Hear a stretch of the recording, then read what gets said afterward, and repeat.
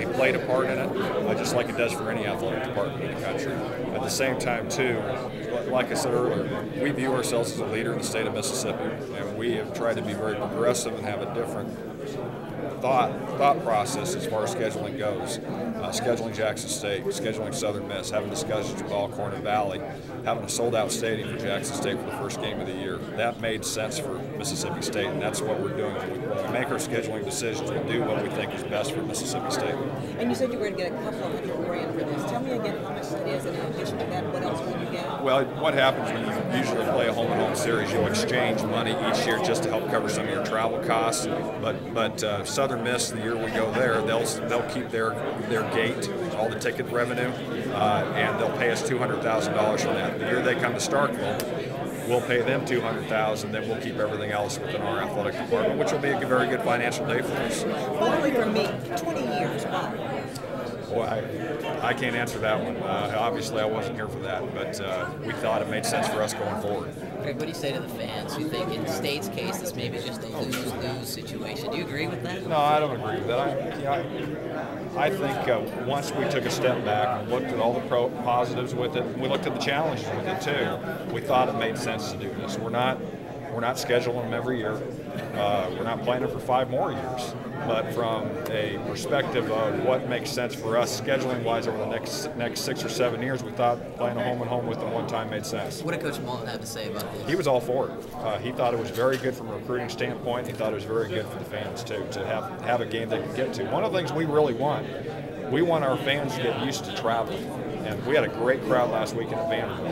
And that helps when bowl games select who they're picking.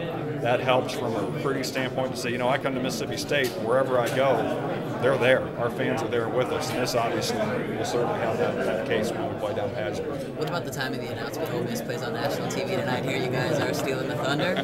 No, just happened to be the time when the contracts all got done. Greg, you and Richard both spoke a little bit about how the negotiations came forward, but it wasn't too much specific. When really the negotiations got going, what kind of time frame were you looking at? It probably got hot and heavy in the last 3 months, 4 months. To be honest, flying back from Gainesville, Florida with Coach Mullen to come to the press conference is one of the items we talked about in the plane ride. And he immediately said, I think there's a lot of positives with it. And so that's something we paid attention to as well. And Dr. Keenum felt the same way. And I changed my tune as I studied it more and looked at the reality. One of the things that's important, and especially our local riders, one of the things that's important, you get a lot of discussion about who you should play out there. We get emails all the time saying, well, you should play such and such school. Well, the assumption is that school wants to play you as well. And that's not always the case. And there was a lot of discussion with a lot of different schools in our scheduling, and we're going to announce some of those here pretty soon. But with that, it's also something where we felt this made a lot of sense for us and what we're dealing with from scheduling. Dr. Keenum talked about maybe the change in administration had something to do with this. You feel like just some new people in certain places?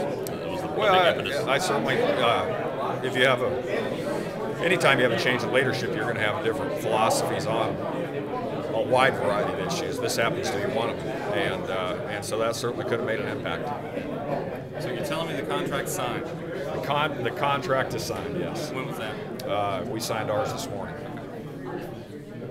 Greg, I don't know if anyone's asked, but why today make the announcement? Today is just because this is just when the contracts came together. That's all it was. We knew in today's instant information world, as soon as you sign something and have something, it's not going to be kept secret. You have too many people who are involved with the contracts, and so that's all it was. And to be honest, this was the day that worked for Dr. Saunders and Dr. Keenum as well.